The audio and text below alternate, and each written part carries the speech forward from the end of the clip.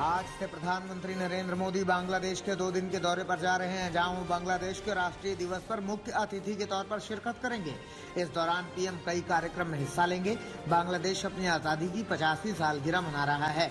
वहीं 27 मार्च को पीएम दौरे के दूसरे दिन ओराकांडी में मतुआ समुदाय के मंदिर में जाएंगे। 15 महीने के बाद पीएम का विदेश दौरा है। पश्चिम बंगाल में पहले चरण के मतदान के लिए कल शाम से प्रचार बंद हो गए। आखिरी दिन हर पार्टी ने जमकर चुनाव प्रचार किया। इस बीच बीजेपी ने ममता बनर्जी के खिलाफ एक और शिकायत दर्ज कराई है। ममता बनर्जी पर पूर्वी मिदनापुर में जनसभा के दौरान सांप्रदायिक आधार पर वोट मांगने का आरोप है। पश्चिम बंगाल में चुनाव आयोग ने कई अफसरों के तबादले किए हैं। चुनाव आयोग ने ADG west zone, DEO Jhargram south Kolkata के डीसीपी, एसपी कूच बिहार और एसपी डायमंड हार्बर का ट्रांसफर कर दिया है। आयोग ने कहा है कि चुनाव समाप्त होने तक किसी भी चुनाव से जुड़े पोस्ट पर इन अधिकारियों की पोस्टिंग नहीं की जाएगी।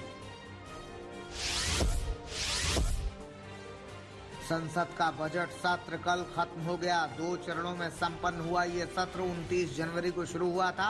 बजट सत्र के दौरान लोकसभा ने करीब 132 घंटे कामकाज किया। इस दौरान सदन में कुल 17 बिल पेश किए गए और सदन ने 18 बिलों को पास किया। सदन में राष्ट्रपति के अभिभाषण पर धन्यवाद प्रस्ताव की चर्चा करीब 17 घंटे चली और लगभग 150 सांसदों ने इस पर अपने विचार रखे। इस तरह सदन की उत्पादकता करीब 114% रही। राज्यसभा की कार्यवाही भी बजट सत्र में 104 घंटे से अधिक समय तक चली। सदन की कुल 23 बैठकें हुई। इस दौरान राज्यसभा ने 19 बिलों को पास किया। बजट सत्र के पहले चरण में राज्यसभा की प्रोडक्टिविटी 99.6% और दूसरे चरण में 85% रही। किसान आंदोलन, पेट्रोल डीजल की बढ़ती कीमतें और दिल्ली शासन संशोधन विधेयक पर विपक्ष के हंगामे के चलते सदन का 21 घंटे 26 मिनट का समय हंगामे की भेंट चढ़ गया। आज कृषि कानून को लेकर किसान संगठनों का भारत बंद है। 12 घंटे भारत बंद के दौरान सुबह 6 से शाम 6 बजे दिल्ली के कई रास्ते बंद रहेंगे। किसान आंदोलन के 4 महीने पूरे होने पर भारत बंद का ऐलान किया गया है। किसानों की ओर से प्रदर्शन को शांतिपूर्ण रखने की अपील की गई है।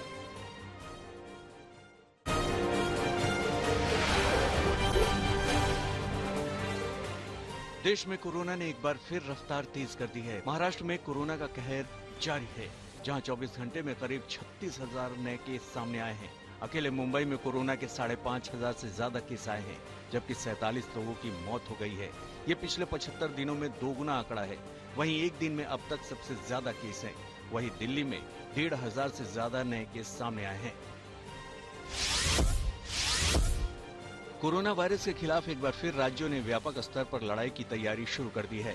झारखंड, कर्नाटक और राजस्थान समेत कई राज्यों ने दूसरे राज्यों से आने वाले लोगों के लिए कोरोना की नेगेटिव रिपोर्ट को भी अनिवार्य कर दिया है। कर्नाटक जाने वालों को कोरोना नेगेटिव रिपोर्ट दिखानी होगी। यही नहीं, ये रिपोर्ट 3 दिन से ज्यादा पुरानी नहीं होनी चाहिए। राजस्थान की सरकार ने भी सार्वजनिक रूप से त्योहार मनाने पर रोक लगा दी है। सरकार ने आदेश दिया है कि होली और शब-ए बारात को सार्वजनिक तौर पर न मनाया जाए। अब रेलवे स्टेशन, एयरपोर्ट और बस स्टेशन पर जयपुर आने के लिए कोरोना की नेगेटिव रिपोर्ट दिखाना जरूरी होगा। मुकेश अंबानी के घर के बाहर विस्फोटक से भरी स्कॉर्पियो मिलने के मामले में स्पेशल कोर्ट ने सचिन वाजे की रिमांड बढ़ा दी है। कोर्ट ने वाजे की हिरासत बढ़ाते हुए 3 अप्रैल तक कर दिया है। सचिन वाजे ने अदालत में बड़ा खुलासा करते हुए कहा कि उन्हें बलि का बकरा बनाया जा रहा है। वहीं एनआईए ने एक बार फिर वाजे पर जांच में सहयोग न करने का आरोप लगाया है। सर्च ऑपरेशन के दौरान जांच एजेंसी को 62 अनकाउंटेड बुलेट्स मिले हैं, जबकि 30 आधिकारिक बुलेट्स में से मात्र 5 बुलेट ही मिले हैं। 25 बुलेट के हिसाब नहीं दिए गए हैं। एनआईए ने कहा है कि ये जानने की जरूरत है कि वो बुलेट्स कहां हैं और ये जानने की भी जरूरत है कि 62 अनअकाउंटेड बुलेट्स कहां से आए। एनआईए के मुताबिक काफी सारे सीडीआर डाटा को अभी खंगालना है, क्योंकि वाजे ने काफी सारे डाटा को नष्ट कर दिया है। श्रीनगर में सीआरपीएफ के पेट्रोलिंग पार्टी पर आतंकी हमला हुआ है। यह हमला लावापोरा इलाके में हुआ। जिसमें सीआरपीएफ पार्टी पर हमले में 2 जवान शहीद हो गए, जबकि 2 जवान घायल हो गए। ये हमला सीआरपीएफ की 73वीं बटालियन पर किया गया है। पहले से घात लगाए आतंकियों ने सुरक्षा बलों की गाड़ी को निशाना बनाया। हमले के बाद इलाके में अलर्ट घोषित कर दिया गया है। उत्तर प्रदेश सरकार कानपुर और बनारस में भी पुलिस कमिश्नरेट सिस्टम लागू करने की तैयारी में है। उत्तर प्रदेश सरकार इसकी तैयारी में जुट गई है। जल्द ही इस बाबत घोषणा की जाएगी। पुलिस कमिश्नर सिस्टम लागू करने के लिए प्रस्ताव डीजीपी मुख्यालय से भेजा जा चुका है। लखनऊ और नोएडा में पहले से ही पुलिस कमिश्नरेट सिस्टम लागू है। आज भारत और इंग्लैंड के बीच दूसरा वनडे मैच खेला जाएगा। पहला मैच जीतने के बाद भारत सीरीज में 1-0 से आगे है। वहीं दूसरे मुकाबले से पहले टीम इंडिया को झटका लगा है। श्रेयस अय्यर चोट की वजह से सीरीज से बाहर हो गए हैं। श्रेयस को पहले वनडे में चोट लगी थी।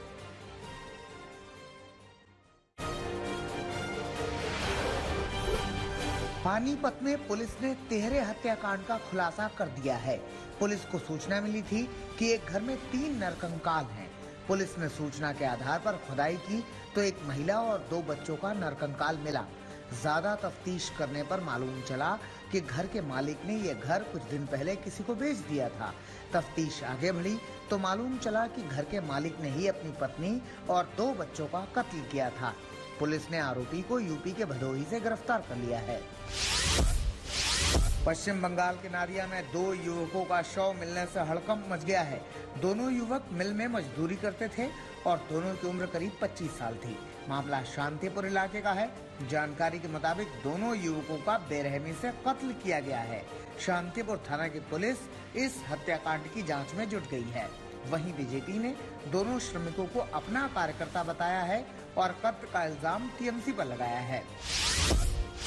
छत्तीसगढ़ में नक्सलियों ने एक बार फिर जमकर तांडव किया है। मामला केशकाल के कुएमारी क्षेत्र का है। यहां नक्सलियों ने सड़क निर्माण के खिलाफ तांडव मचाया है। 20 की संख्या में आए नक्सलियों ने सड़क निर्माण में लगी 10 गाड़ियां फूंक दी। जानकारी के मुताबिक नक्सली सामान्य कपड़ों में ही आए थे। नक्सलियों ने धमकी दी है कि अगर निर्माण कार्य किया गया तो ठेकेदार की जान जाएगी। नोएडा में चलती बस में अचानक आग लग जाने से अफरा तफरी मच गई। तस्वीरों में आप देख सकते हैं कि कैसे डीटीसी की बस धू धू कर जल रही है। मामला नोएडा के सेक्टर 20 थाना क्षेत्र का है। यहां सेक्टर 28 के पास चलती डीटीसी बस में अचानक आग लगी। आग लगते ही बस में बैठे यात्री और ड्राइवर बस से बाहर भागे। तुरंत ही फायर ब्रिगेड को सूचना दी गई, मगर जब तक आग पर काबू पाया जाता तब तक बस जलकर खाक हो गई। मध्य प्रदेश के सागर में घर से गायब लड़की को पुलिस ने तलाश लिया है। आपको बता दें कि एक लड़की कोचिंग गई थी मगर घर नहीं लौटी। लड़की के घर वालों ने लड़की की ही एक दोस्त पर अपहरण का आरोप लगाया था। पुलिस ने गुमशुदगी का मामला दर्ज कर जांच शुरू की तो मालूम चला कि लड़की अपनी दोस्त के साथ ही गायब हुई थी। पुलिस अब पूरे मामले की तफ्तीश कर रही है कि आखिर अपनी दोस्त के साथ घर में बगैर बताए लड़की खुद कैसे गायब हो गई। लड़की को जबरदस्ती ले जाया गया या उसका अपहरण हुआ था।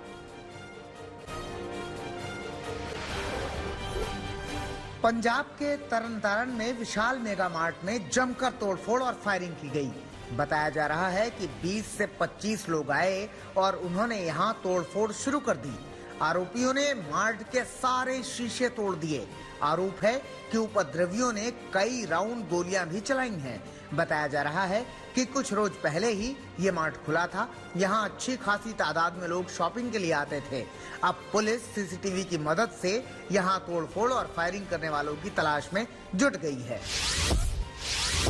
मेरठ में सड़क पर खुलेआम फायरिंग करने वाले 4 युवकों को पुलिस ने गिरफ्तार कर लिया। बताया जा रहा है कि इन बदमाशों ने इलाके में अपना सिक्का चलाने के लिए फायरिंग की थी। बदमाशों को फायरिंग के वक्त ही इलाके के लोगों ने पकड़ने की कोशिश की थी, मगर आरोपी फरार हो गए थे। बताया जा रहा है कि बदमाशों का ये गैंग एनसीआर इलाके में छोटी मोटी वारदातों को अंजाम देता था, मगर ये मेरठ में अपना दबदबा बनाना चाहते थे। चारों आरोपियों में 3 गाजियाबाद के मोदी नगर के रहने वाले हैं, जबकि गैंग का सरगना मेरठ का रहने वाला है। पुलिस अब पूरे मामले की तफ्तीश कर रही है। हरियाणा के अंबाला में भयानक गैंगवार में 2 लोगों की जान चली गई। मामला अंबाला के कालका चौक का है। बताया जा रहा है कि ये गैंगवार लॉरेंस बिश्नोई गैंग के शूटर्स और भुप्पी राणा गैंग के शूटर्स के बीच हुई। आरोपों के मुताबिक बदमाशों ने एक स्विफ्ट कार को रुकवाया और उस पर ताबड़तोड़ गोलियां दागनी शुरू कर दी। स्विफ्ट कार में सवार 2 लोगों की जान चली गई। पुलिस अब पूरे मामले की तफ्तीश में जुट गई है। आगरा में कलेक्ट्रेट परिसर में एक महिला ने आत्मदाह का प्रयास किया है। महिला मिट्टी का तेल और माचिस लेकर आई थी।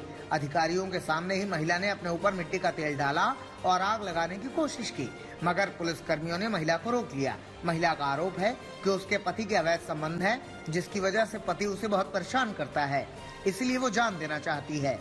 महिला के शिकायत के आधार पर कानूनी कार्रवाई की जा रही है। प्रयागराज में पति पत्नी ने पंखे से लटककर खुदकुशी कर ली। मामला दारागंज के कच्ची सड़क का है। बताया जा रहा है कि महिला की पहले भी शादी हो चुकी थी और वो दूसरे पति के साथ रह रही थी। दोनों शवों के पास कोई सुसाइड नोट नहीं मिला है। पति पत्नी ने खुदकुशी क्यों की, इस बात की तफ्तीश हो रही है।